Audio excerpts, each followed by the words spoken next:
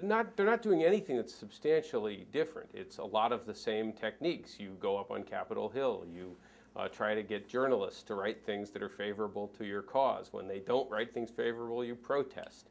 You do the same things that the National Rifle Association is. You make sure that congressmen understand that if they take positions contrary to what you want, you're going to try to steer campaign contributions to the other side, if at all possible.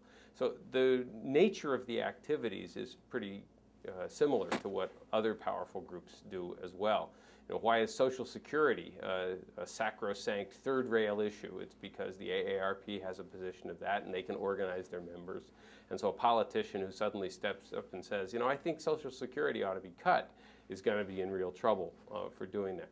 So what they're doing is not all that different. They are particularly good at it, but they're not doing anything that's illegitimate, with one exception, which is the tendency to smear anybody who is critical of this relationship for being anti-Semitic or being bigoted in some way. Now, what happened to Jimmy Carter, for example, after he published his book, Palestine, Peace, Not Apartheid, is a sort of classic example of this, where he was accused of being a Nazi sympathizer, accused of being a Jew hater, et cetera, et cetera.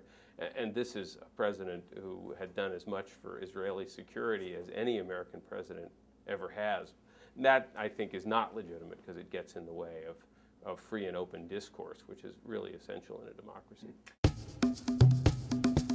But you could certainly diminish the impact of all special interest groups if you could have a really radical campaign finance reform in the United States. It wouldn't end interest group politics, but it would take some of the fuel out of it. And that, I don't think, is going to happen in my lifetime because, of course, that would get resisted by all special interest groups, not any particular one. I think that because there's nothing wrong with any group of Americans organizing to shape American foreign policy in ways that they think are good for the country. I don't favor putting any restrictions or limits or saying that you guys can't organize, you can't come up on Capitol Hill anymore and talk to congressmen. I think anything like that would be very anti-American, very anti-democratic.